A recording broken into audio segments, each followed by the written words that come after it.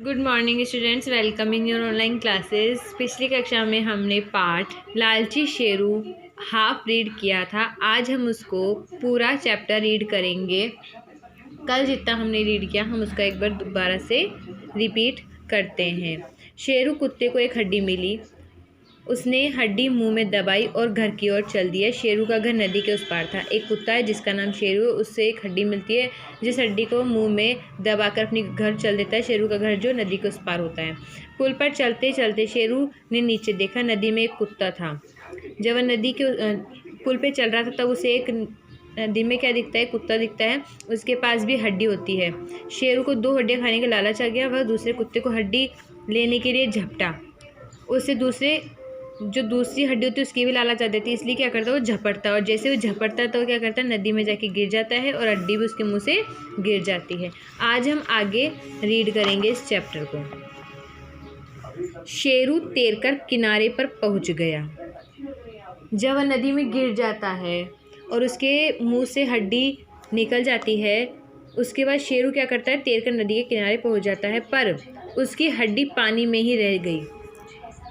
और उसकी हड्डी क्या होता है, पानी में ही रह जाती है। अब क्या करूं, शेरू बोलता है। शेरू सोचता है, अब क्या करूं। शेरू ने सोचा, नदी के किनारे एक मछुआरा मछलियां पकड़ रहा था। जो नदी है ना उसके किनारे एक मछुआरा मतलब मछली पकड़ने वाला जो होता है ना उसे मछुआरा बोलते हैं। और वह मछली पकड़ रहा था। उसने अपना जाल नदी के बाहर खींचा। उसने जैसे ही जो मछुआरा होता है उसने क्या करा, अपना जाल नदी पे फेंका और वह उसको जाल को खींचने लगा। मछलियां पकड़ रहा था। उसने अपना जाल नदी के बाहर खींचा और फंसी हुई मछलियों को निकालने लगा। जब वह मछलियां निकाल रहा था तभी शेरू ने देखा कि जाल में वही हड्डी गिरी जो उसको मिली थी। जैसे वहाँ पे एक मछुआरा था जिसने जाल को नदी के किनारे फेंका हुआ था। जैसे उसको वह नदी के किनारे से निकाल रहा था तभी शेरू ने देखा कि जाल में वह हड्डी गिरी जो उसको मिली थी। वहीं पे उसको अपनी हड्डी मिल जाती है।